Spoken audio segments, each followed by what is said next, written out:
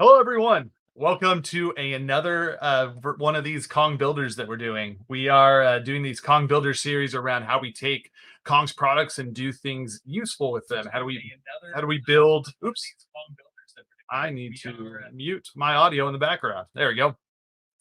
So Kong Builders is designed for us to take users through how we actually build applications and tools inside of our products at Kong. So I focus more on Kuma, the service mesh, and Kong Mesh. My name is Cody De Arkland. I work for the office of the CTO doing that fun stuff. So today is a pretty exciting day. We are going to jump into our new release of Kuma. This one is a big release. There's a little funny story behind it. When I first came aboard, talking with Marco, the CTO, about things inside of Service Mesh, and I brought up the idea, or not the idea, I shouldn't say that. I brought up the concept of L7 policies, layer 7 traffic policies, and those were already on the roadmap, it turns out. But it's cool because this release brings layer 7 traffic routing into Kuma, so I'm pretty excited for that. We're going to jump right in. We're going to play with this release live. So we're going to install it on a couple Kubernetes clusters. We're going to play with some of the features. There's like 20 features. We're not going to be able to play with all of them, but we're going to talk through them. I'm going to answer questions. I've got the chat up on the other window. So when you see me look like this, you know I'm looking at the chat window to see what everyone's saying. Share this out on Twitter. Share this out on LinkedIn. I'd really love to see more people show up to these. It's a lot of fun to have engagement. Ask any question as basic as you want to go or as advanced as you want to go. Worst thing I can say is I don't know the answer, and I think I have some of the engineering team hanging out to help me figure out things that I am not smart enough to figure out on my own. So let's I'm going to fire up screen sharing, and we'll jump in and have some fun.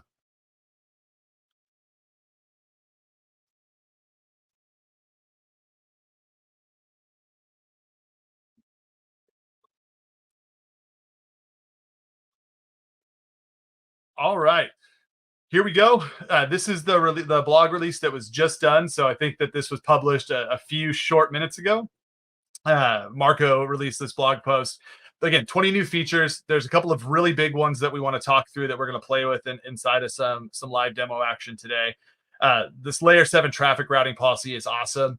In my demo, you'll see me go through and use, typically I use like a reverse proxy inside of my demo app. It's hosted in React, so I'll set up a reverse proxy to the different backend services.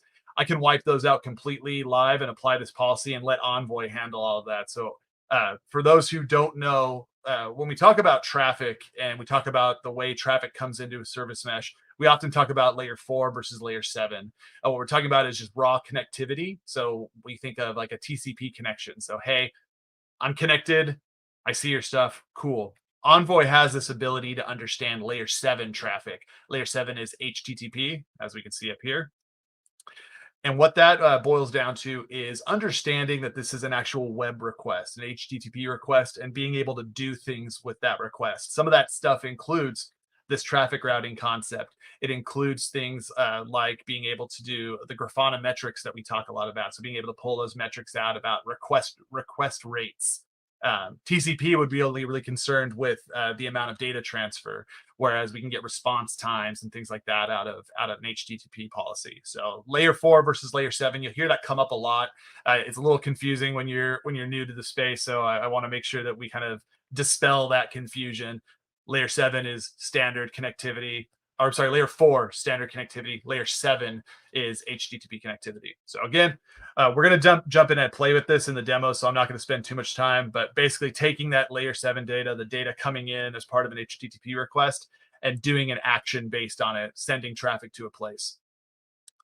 Rate limit policy is great. We have this thing that we're kicking around inside of Kong and the Kuma team around self-healing policies. So we talk about service mesh. We always talk about zero trust, observability, and traffic routing. But there's this kind of adjacent thing that's a self-healing concept. It's how do you make applications more resilient?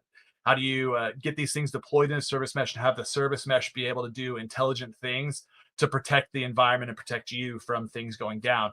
Rate limiting is an example of that. If you have someone bombing your service with 1,000 requests a second, you want to be able to do something intelligent with that. So we have the ability to slow that down, fire back a header response, fire back an error code saying, hey, you've requested too many times. We do this a lot to back-end services. So front ends usually take requests, but if someone's just hammering that submit button over and over again, trying to DDoS your environment, we can use a rate limit policy to slow that down. We're going to take this for a spin live, though, and play with it a little bit more. There's a couple of quality of life improvements. Something like this right here. We changed the name of remote control planes to zone control planes. Remote caused some confusion. We typically have, when we talk about a global service mesh, we talk about local zones, we talk about the global zone. And historically, we talked remote zone. So the global zone was a construct where people would interact with as the main API endpoint for this environment. So how do I do things against the mesh overall? The remote zones were where workloads lived. So where we actually have data planes connect in and work inside of an environment. Calling it remote was sometimes confusing. It implied some other like definitions that we didn't really want to dive too much into. So what we're calling them now is zone control planes. So these are zones.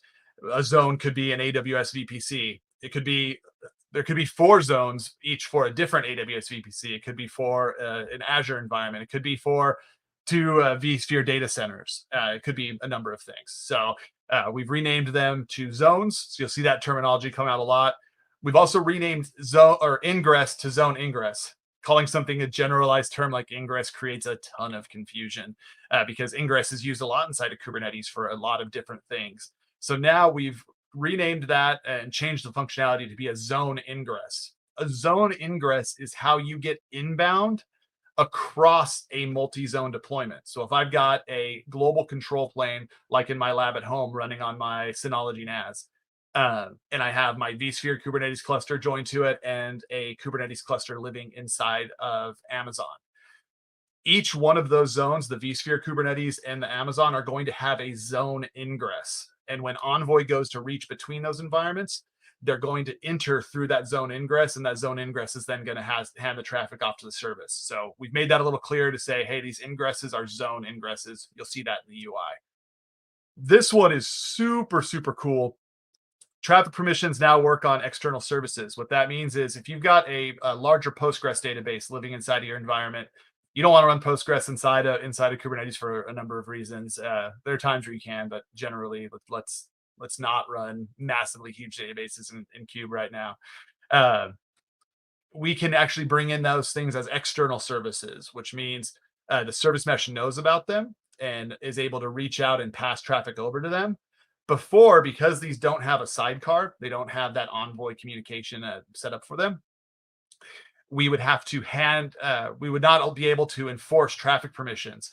We've corrected that in this, and we allow that to be enforced as a traffic permission. So we can restrict access, really persist that zero trust model that we're trying to shoot for. We've added some fixes for DNS to make it a little cleaner and how we get running up an environment, and then just general quality of life stuff inside the platform, improvements around functionality for like GCP, GKE. We fixed some stuff around ingress. One thing that's not listed here that makes me sad to not highlight is that we did a ton of work around in updating the Kuma control command to let you install a functional gateway and install the demo app. So we're going to do both of those things in the demo as well, which we're about to jump into. So really excited for it. The blog's out there. Thanks to Marco for getting that out. It's going to be a fun release to play with. So go give that a read. That's on the Kuma blog. Again, posted today. We updated the docs. If I refresh and go to, there we go. So we see the doc here for the new release. If we go into policies and we hit something like traffic route that we know was updated, we should see, you can see the tag up here coming up. There we go.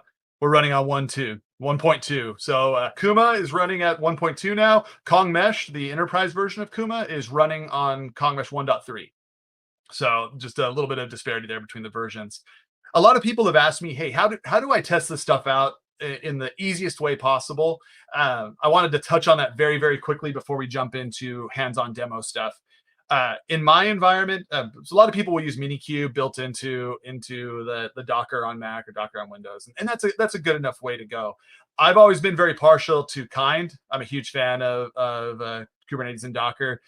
Great platform. There's a lot of blogs out there on how you can create load balancers to attach to Kind. So just wanted to share a little bit of, hey, if you want to test this out in a quick way and you don't have a Kubernetes cluster, or you can't spin up something in EKS or any of a dozen reasons. You can use Minikube or you can use Kind. A big fan of both those approaches. Kind lets you do multi nodes. It also gets updated a lot faster, so you can be running like bleeding edge Kubernetes stuff. So you can also do port forwards into that environment. It's a really sick platform. The Kind team has done a great job with it. So just wanted to give them a positive nod in the Kubernetes community. I'm love me some Kind.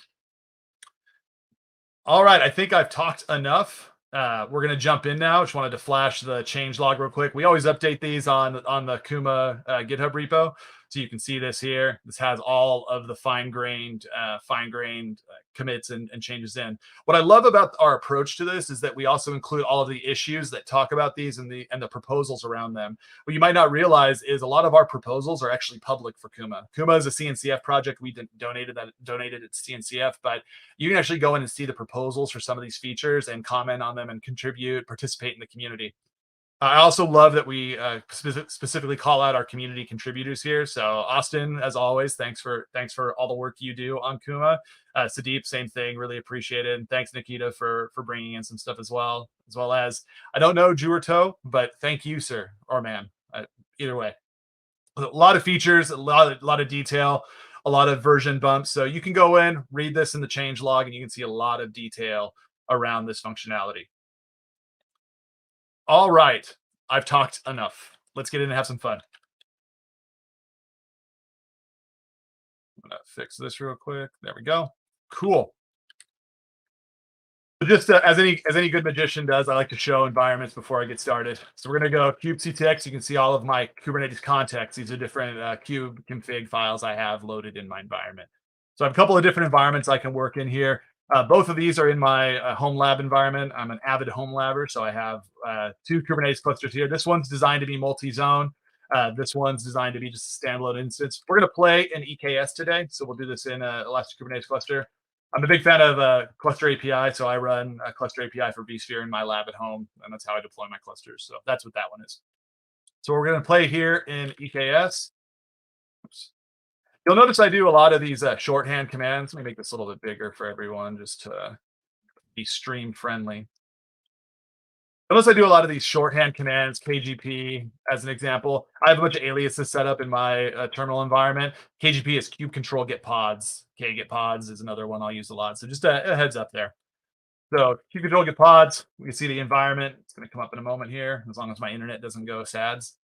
Cool. We have an empty Kubernetes cluster here. We're going to go ahead and install Kuma. So if I do a Kuma control version, you can see I'm running on 1.2 already. If I switch back, if we were to go in here and go to the getting started or go to the install section, there's a script in here for installing the most recent version. If you go through these steps here in the Kubernetes section, it'll actually pull down that binary. Looks like the doc's a little bit out of date here, so we just need to fix that. But you pull that down, it'll pull down the binary that I'm going to use here, and that'll let you do the install and get running. Helm is another popular method. A lot of people ask me the difference between the two. If you want the fastest experience, do it in the Kuma control command. It's all kind of packaged there. But if you want to be able to make some configuration changes, or you want to be able to manage the state of that application, Kuma as an application, use Helm. I generally use a lot of Helm. In this example, I'm going to use Kuma control. But a lot of times I want to choose to have the control plane exposed as a load balancer, for example. Or I want to add replicas, or I want to change other configurations in the environment. Helm is great for that. So use Helm in that case. In this case, though, we're going to stick with the Kuma control command. Got some feedback on the last stream about no more window swiping, so I'm going to try to be better about that. There are times like that where it just makes the most sense to do it, but I'll try to be a little bit better about not swiping the window too aggressively. All right. So this folder has several of the policies we're going to work with, several demo things we're going to work with. I'm also going to show off a fun load testing tool that's called a Locust as part of this demo as well. So we're going to have some fun. Let's do Kuma control install control plane. And what I'm going to do is I'm going to leave this command alone by itself so you can see what comes out. So when you run this command, it actually outputs the Kubernetes YAML by default. We're not going to decompose this. I just wanted to show that that's what comes out here is really the full configuration of Kuma for a Kubernetes environment. Let's clear that. Let's bring that up, and let's go ahead and just pipe that in to apply to our Kubernetes cluster. Gonna fail. Oh, didn't fail. I thought that I forgot to create the namespace, but it is there already. It's awesome. That is coming up. We do a service. We can see the services view. I did not set this to give a load balancer. Reason being, Amazon takes a little while to have those load balancers spin up, and I just didn't want to mess with it. So we're just going to port forward into this here in a second. We'll do. Apologize for small text. I'm going to leave it small because we're not going to be in this window too much. So Q control port forward, service, Kuma, control plane, 5681. 5681 is the API port. Again with the window switch. Sorry. Still coming up, so it might not be quite ready yet. Love the logo. One of my favorite logos in tech. Awesome. We're up and running. We're running on Kuma 1.2 on Kubernetes. Kuma's installed. This is the control plane. We talk a lot about control plane versus data plane. I have just deployed the control plane for Kuma. This is where policies are applied and pushed down to data planes that live alongside your application. That's cool. That's doing its thing. So let's get started installing some stuff. Kuma control, install DNS. Do that so that the Kubernetes DNS knows about Kuma and knows how to resolve .mesh addresses. We made a change to DNS to have the data planes automatically have the DNS configured, so that's awesome. We still have to install it for configuration's sake, though. We'll install Gateway.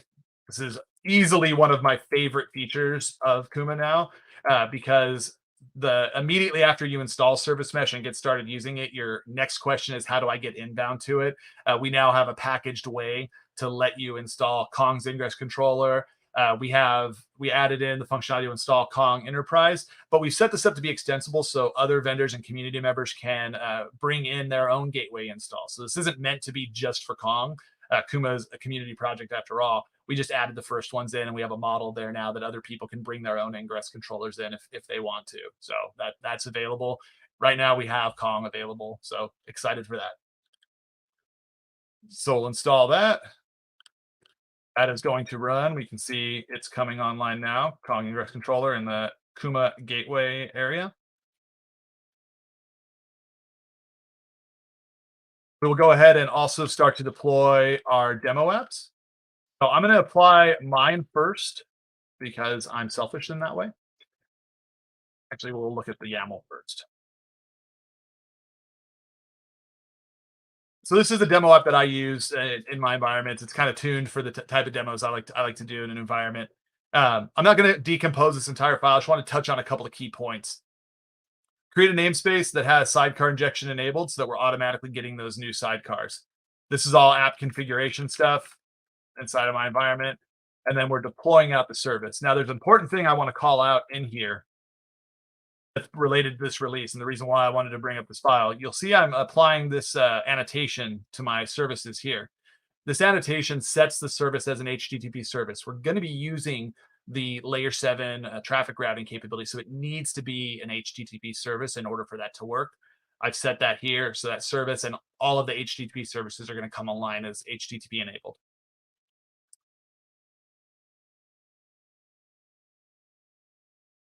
That is coming up now. Those are coming online. They take a little bit of time. This front end one is probably going to bomb out a couple of times. It needs the user service and post service to be up before it will actually come up all the way. We also added to Kuma Control the ability to install a demo. So this is the demo that Marco, our CTO, wrote that he uses in his demos. So you can now pretend to be a Marco too, and you can do a Kuma Control install demo and apply that to the environment. Control get pods, all namespaces. We can see the Kong stuff up and running. 2 out of 2 means I have the app and I have the sidecar. Sidecar is a data plane. Sidecar is Envoy. So sidecar, Envoy, data plane, same thing in this case. They are getting their configuration down from the control plane. So the control plane is where we're going to apply all of our policies. Those are going to populate down to those data planes. Hopefully, you're starting to kind of click on the relationship between the control plane and data plane now. Just taking a quick glance at the chat. Things are looking good. Oh, thanks, Jacob. Yes, K3D is also an incredibly good option. So good call out on that. Sorry for that. All right. So these are all up. Now let's show something break that's not going to work right out of the gate.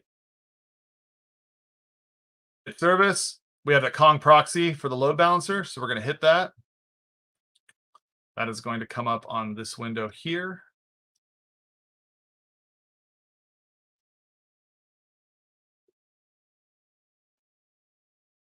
So this is an ingress controller. We still need to apply routes and we still need to apply configurations so that it works. It's deployed and we know it's working because we're able to reach it, but we're not able to actually access our application yet because we have no routes. So we are going to apply. So first I will go cat and move these into the directory like I wanted to. I want the ingress controller to use the service mesh. So I'm going to create a service for that that's going to route back to my front end service at this address. So we will create that service.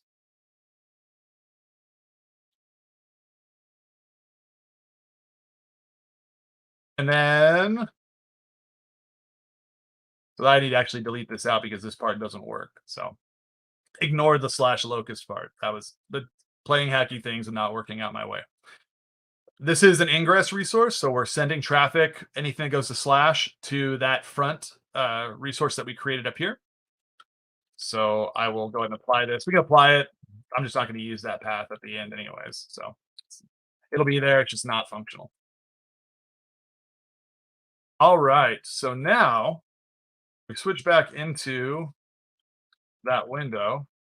Go ahead and grab our address again. And I just opened the window again. And we missed the fun animation because I played around too much. There we go.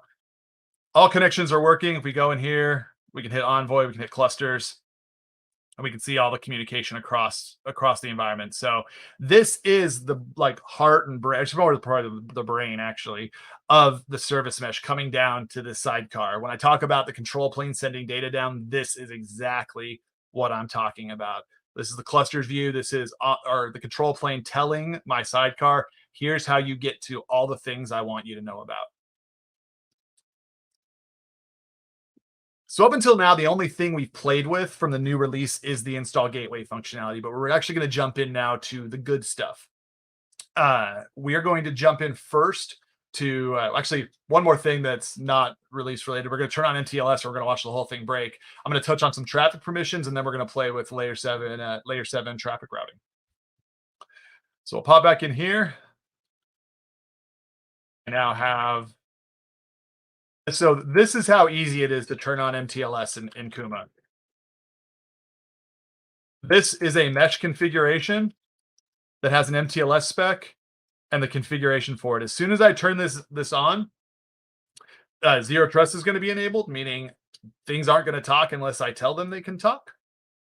And all traffic between services will be encrypted out of the box. Well, out of the box, after apply this, anything added will be encrypted. So let's go apply MTLS. Let's hop back into our actual UI for this one. We'll go into meshes. We will go into meshes.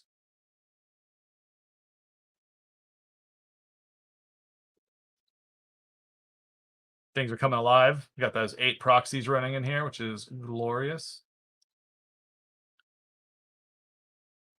My browser is having a sad moment with me.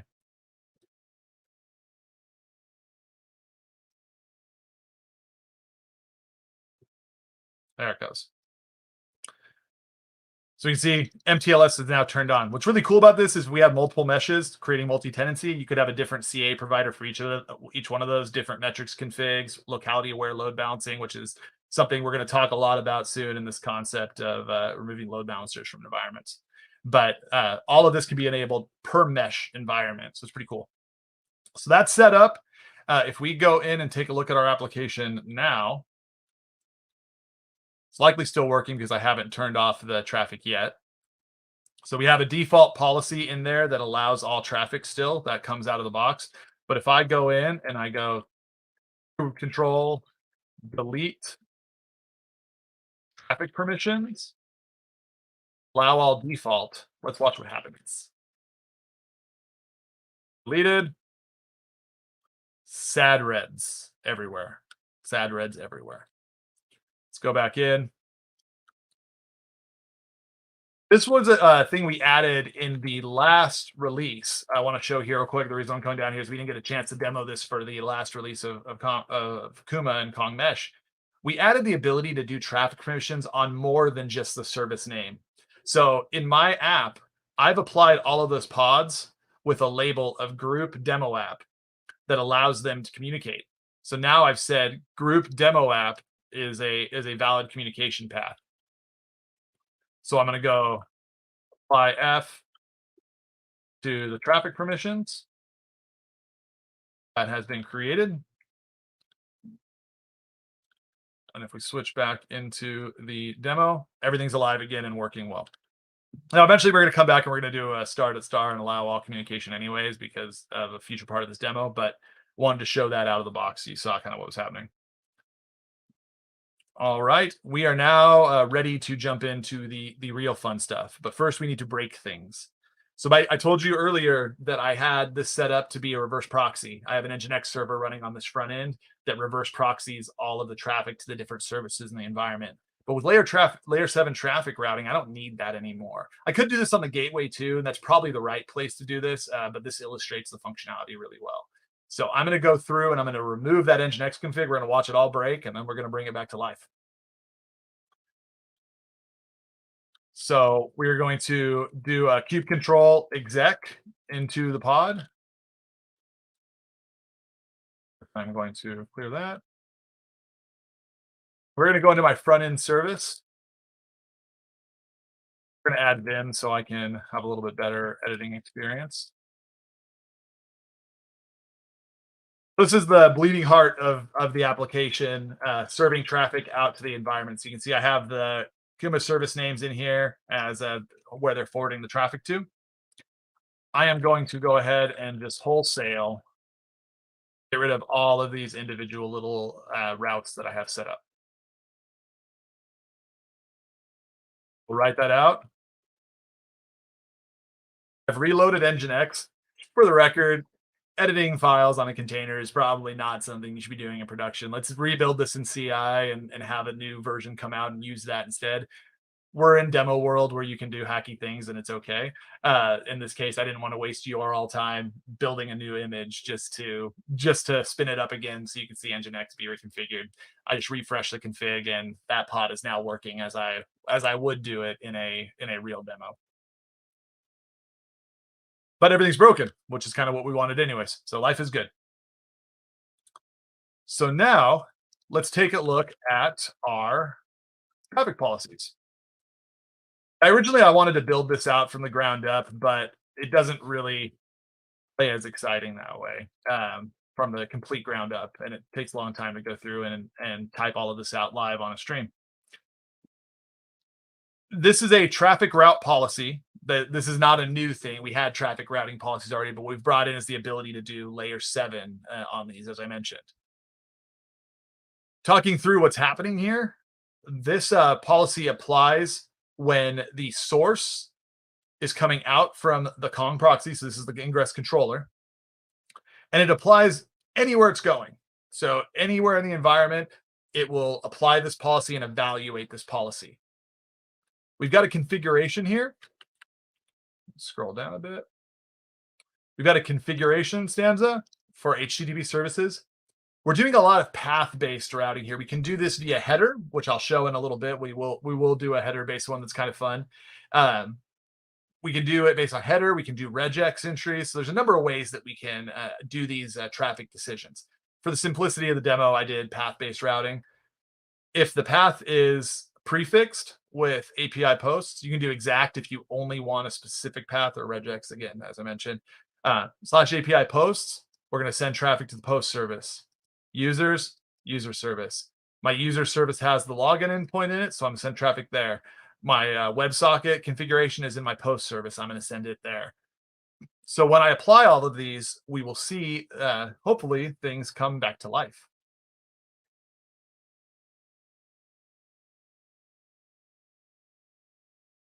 Oh,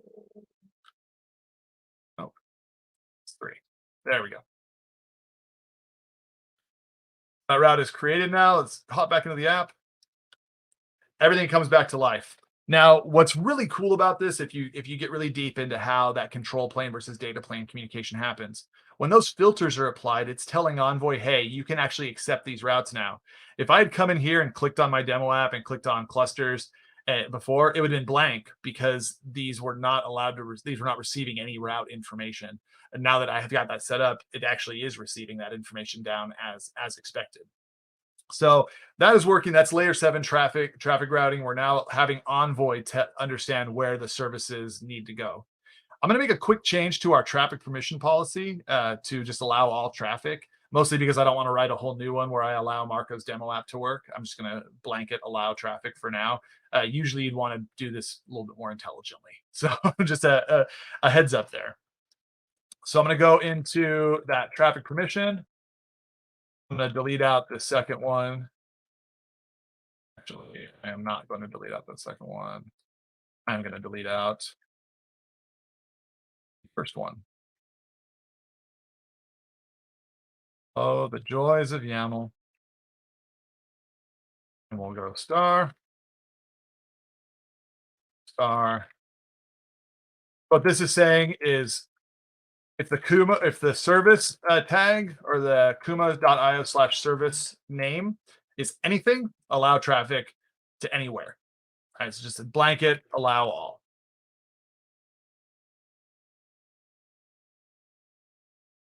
Oops. Words are hard. That's configured. Let's make sure that I didn't break anything. Everything should be working still. Cool. So another thing that's I thought was kind of a fun angle to look at this. I'm really big on application delivery. That's I joke that I'm not a network guy. I'm an app delivery guy. So I care a lot about how we get applications in front of people and how they consume them. And I think a lot about how we intelligently get services and capabilities in front of users.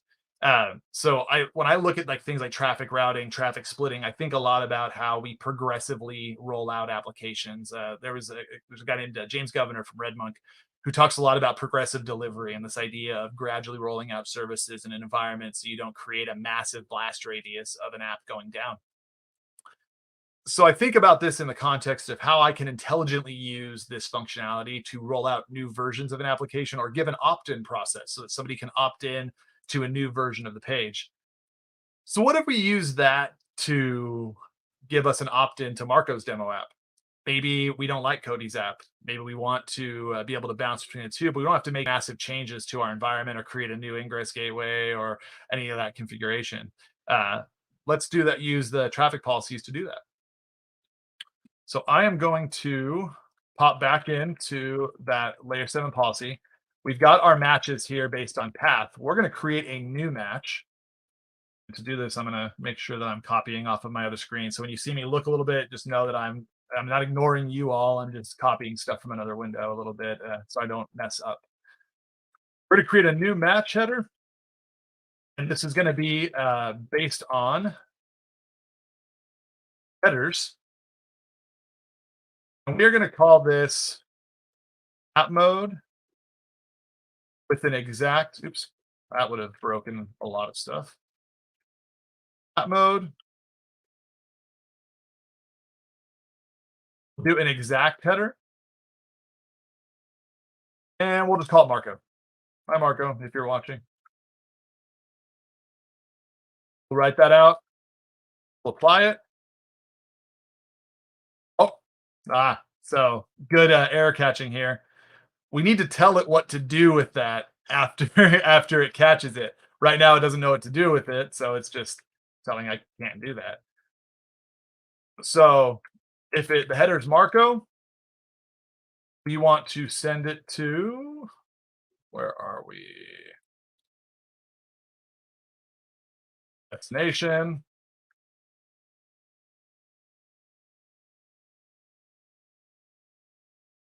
We are going to go with kuma.io/service, and then we'll go Marco's demo app. You might be wondering, how is this constructed? How is this built? It's in the UI, so you can see it there. But just so you know, this is the name of the service, the namespace it's in, it's a service, and the port that it's on. So these are all just identifiers that get chained together to create kind of the service identity name. So that's done.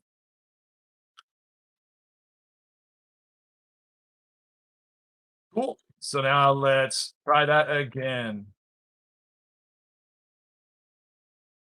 Things are configured. So our app's working, life is good. Now watch it break.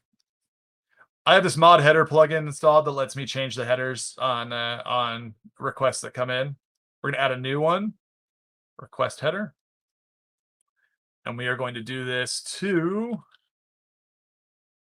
what did I call it? I called it something interesting. App mode. Called app name. That's a fail. App mode. Boom. But why did that all go red? One, it went red because React caches locally, so the page is still loaded for me locally, but none of the routes are working anymore. Why aren't the routes working? Because it's catching that header now. It sees that header is present, and Envoy says, whoa, you match these conditions. I'm going to do something else with you now. So when I hit refresh on this, we're dropped into Marco's demo app. I'm going to hit auto increment here. And what this does is show it continually writing back to Marco's Redis database inside of his environment. If I turn off auto increment, it stops. If I go in and hit that header and remove it, refresh the page, we're back to our demo app. Everything's going to go green and life is good. So cool. Life is good. Things are working. We're firing on all cylinders. Enjoying it. Oh, I love that. So Rari had a comment. Layer 7 matching will be great for A/B testing. So that's exactly my thought. I love that you brought this up. That's what excites me about this. A/B testing is totally it. And what I see is being able to have an opt-in header that's maybe dev mode, and that sends you into a split configuration that will drop you between other services, right? So you can have this dev mode environment and see if it's working right. I think about opt-in for mobile, right? Opt-in for a different app configuration. So this is totally in the space of how we deliver A/B testing, canary stuff, and let people test these things out progressively instead of testing in prod where we disable DNS entry to one and flip it onto the other, and all of a sudden all traffic goes to a broken version of an app, or getting into a complex load balancer and playing with weighting between the two. That's another area that you could go, but it's higher complexity.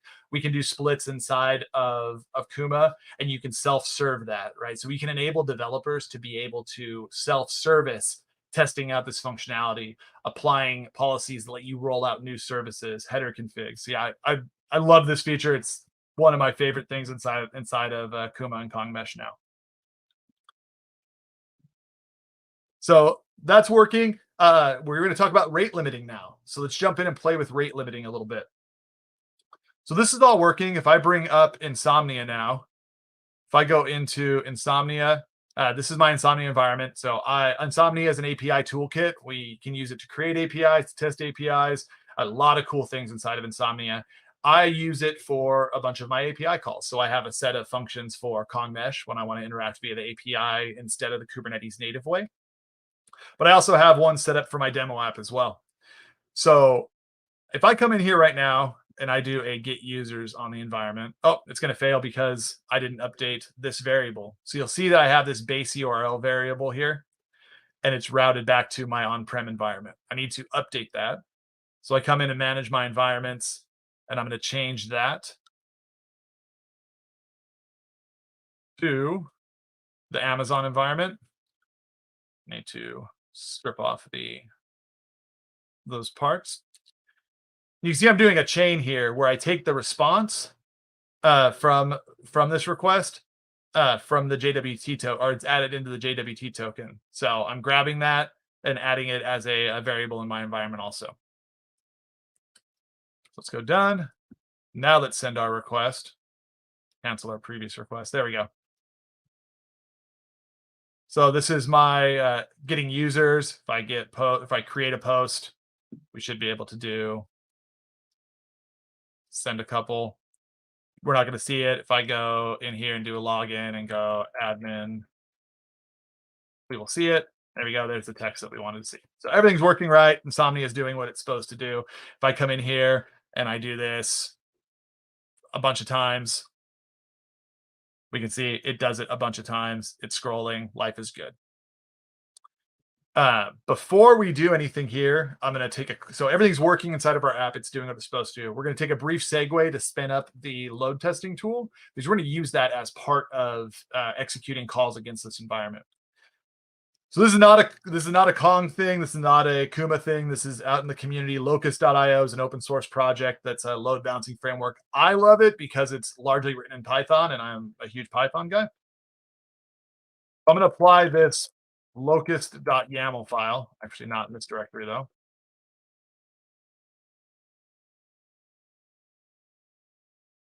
There's a bunch of stuff inside of this file that I should talk through a little bit.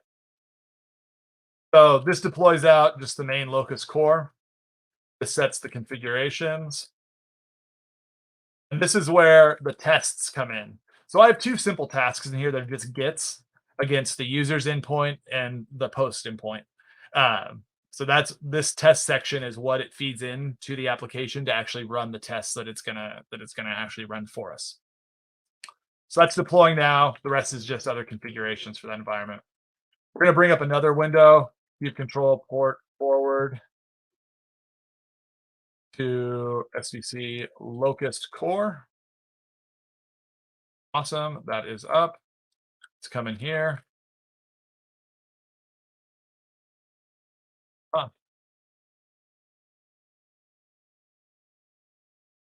I think it's 8089 if I remember right. Boom. So we got 2 workers online. That's deployed out 2 additional workers into the environment. We're going to start very small. We're going to do 5 users, spawn rate of 1 user per second. And we need to change this to be the ingress gateway for our application. We're going to come in here, put that in, put the HTTPS there. And if we start swarming, we should see traffic doing what it's supposed to do. Cool. Let's go to our charts.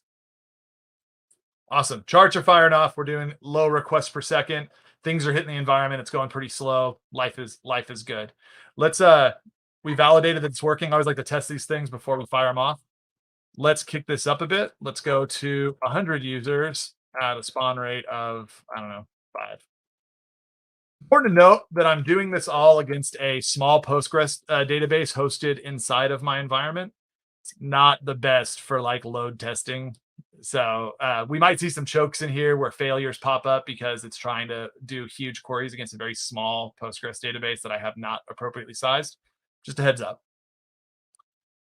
So this is swarming. That's the term inside of Locust. We got some good requests coming through right now. Things are hauling.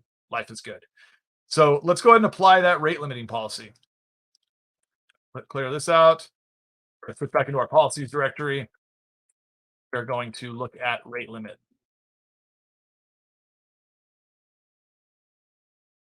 So I'm going to change this. I meant to clear this out for my testing before, and I didn't. So that's on my bad. What this policy right now will do, will rate limit all requests in my environment. And what it's going to say is if you make more than 5 requests in 10 seconds, throw a 423 error and tell you, no, no, refuse the connection. That can't happen. Also sends back a header saying, hey, you've been rate limited. So we'll go for rate limit. And if we go back into Locust now, we're seeing a bunch of failures. We go back in. HTTP error 423, error locked. If we go into Insomnia and do the same thing, post, locked, locked, locked, locked. So let's make this policy a little more friendly because we just went really aggressive and that's a little bit extra today. So let's go and do 10 requests in a second, which is still a lot, or still a lot. We might want to be, I want to expect a little bit more traffic than that. But let's see what happens when we go with something like that. So we're iterating on that policy. And that's one of the most powerful things about service mesh is you're not locked into these decisions that are like long lived. You open a ticket for the network team to make a change to an environment, and that can take a few days for them to get to. You need to make another change. It might take them a few more days. We're creating a self-service model for making your application connectivity better. That's like the simplest way to boil down what service mesh does. We want to make applications connect better and give you more functionality to make them connect better. So let's go back in. Let's go look at our charts. Our failures went way down. They're dropping. Life is good. Take a look. We're probably still going to see some because we're getting 57 requests a second. So it's going to be hitting that failure domain still pretty often. So let's clean this up a little bit. Again, maybe we want to rate limit only against things that hit the post service, right? So we want to allow traffic to go normally to the user service as much as people want to hammer that with logins and new user creations and all that, so be it. But the post service, we're a little worried about. It's shaky and it was written by Cody, so the code is bad. let's apply that and see how we can slow this down a little bit. Post service in the Kong namespace service, and that is a Python Flask API, so it's on port 5000.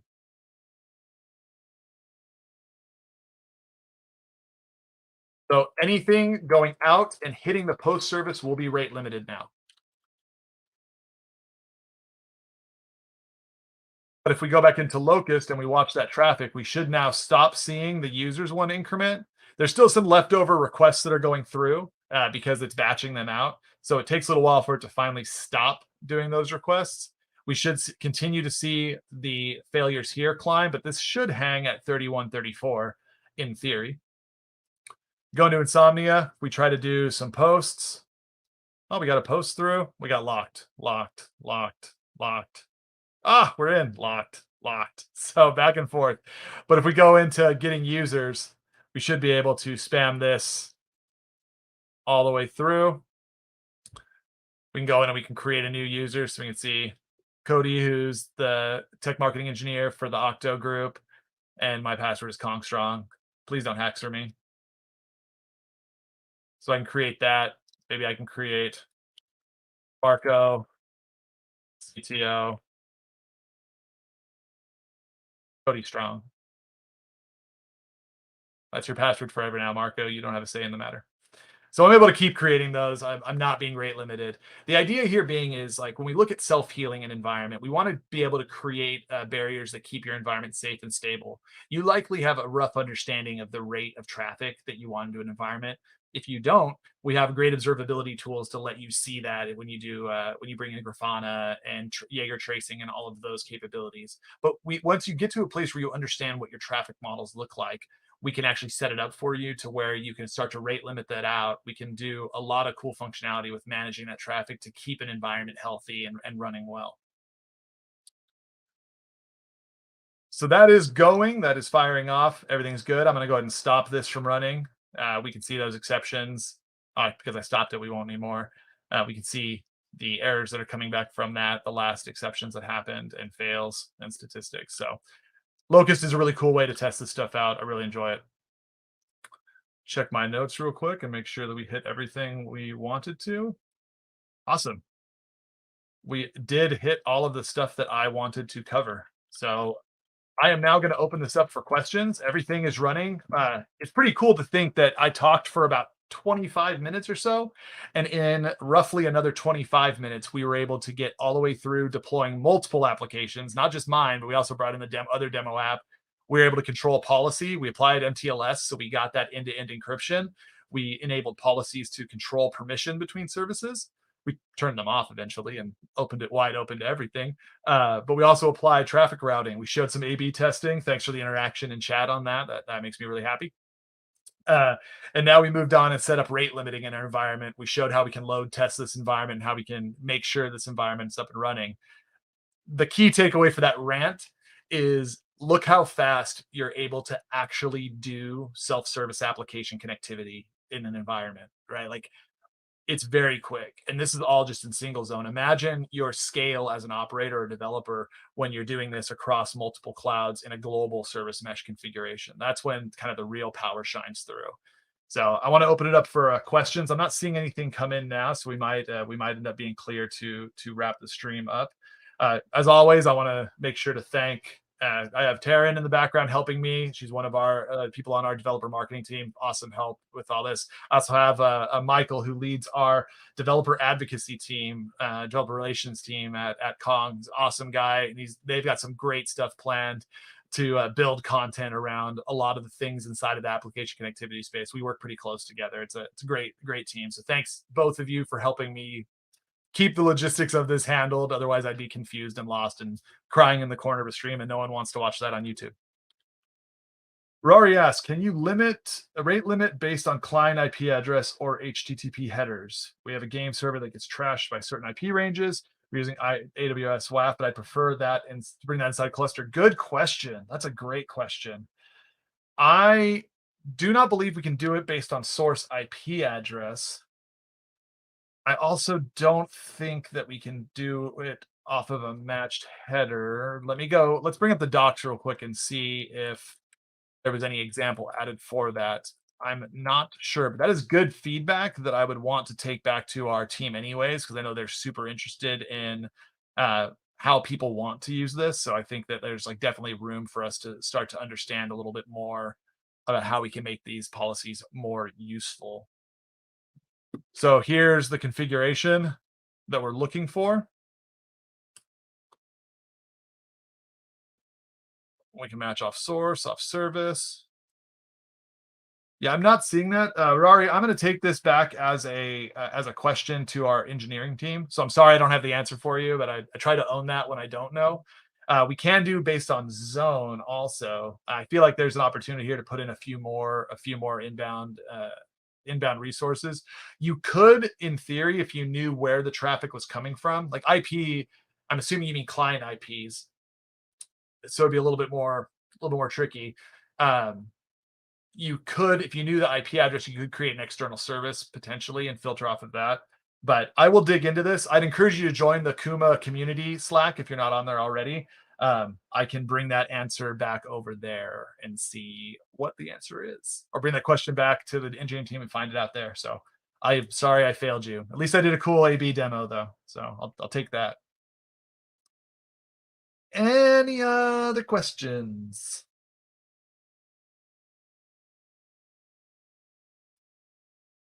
All right. Hey, this was an awesome time. I really enjoyed showing this to everybody. I will not be here for the next Kong Builders series, which is on next Friday.